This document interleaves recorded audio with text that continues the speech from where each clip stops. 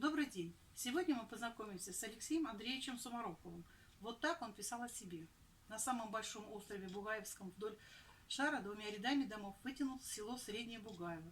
Вот в этом селе в марте на Евдокии в 1926 году родился я, Алексей. Фамилию Сумароков получил от отца. Отец с нами не жил. Я родился, когда он служил в Красной армии. Да так к нам он больше и не вернулся. Воспоминания о войне. 22 июня 1941 года, черный день для народа нашего, родины моей. Деревня наша, Средняя Бугаева, плавала на воде. Вешние воды, деревня в воде, скот на поветях, бескормица для скота, обычное явление для бугаевцев. С утра я с товарищем на лодке поехал на шар ломать пачу. Ветки ивника с зелеными листочками. Ими у нас кормят скот. День выдался тихим, даже жарким. Вода быстро идет на убыль, но земли нигде нет, только вода и лес, стоящий по пояс в воде. Солнце круто взбирается на свою вершину, рассыпая золотистые лучи. Не только мы подставляем им свои бока. Рады солнцу деревья, птицы и рыбы. Кудрявые темно-зеленые шапки ивы тихо шепчутся между собой. Временами вздрагивают, приподнимают листочки, чтобы прогреть свою светлую внутреннюю сторону. А черемуха. Пока мы ломали ветки, вся завитая оделась в белый наряд, разлив вокруг благодатный аромат. По отмели разбросали свои желтые цветы лютики, поворачивая голову вслед солнцу. Со свистом режет воздух черки, кружатся, высматривая добычу чайки.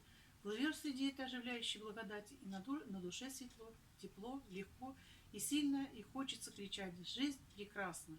Нам ломали ветки, возвращаемся домой. Обычно мы приставляли лодки к Конюховому двору, но когда увидели, что возле клуба, а в центре села, в здании бывшей церкви, собрался народ, пристали к клубу и побежали к людям. Они стояли перед репродукторами и слушали выступление Молотова, который сказал, что сегодня утром немцы вероломно напали на нашу страну. Объявил о мобилизации нескольких возрастов. Женщины, девчонки, не таясь, громко выли. Мужики, опустив голову, группами стали расходиться по домам. Через 2 дня деревня проводила на войну первую партию мужиков. До войны нам внушали, что война будет скоротечной, враг будет разбит на его территории. Мы все были комсомольцами, патриотами, воспитанными на героике гражданской войны, на подвигах борцов, дравшихся с самураями на озере Хасан и фашистами в далекой Испании. Мы рвались на войну, боялись, что она кончится быстро, без нашего участия. Нам хотелось подвигов. Но все получилось иначе, страшнее и тяжелее. Радио каждый день стало приносить страшные вести о потере огромных территорий, о падении больших городов, о стремительном продвижении фашистов по нашей земле. Даже стало казаться, что дорогу немцев никто не преграждает. Из деревни каждый месяц уходили на войну мужики, стали призывать и девушек. В августе отправили на войну первую партию лошадей, а зимой оленей.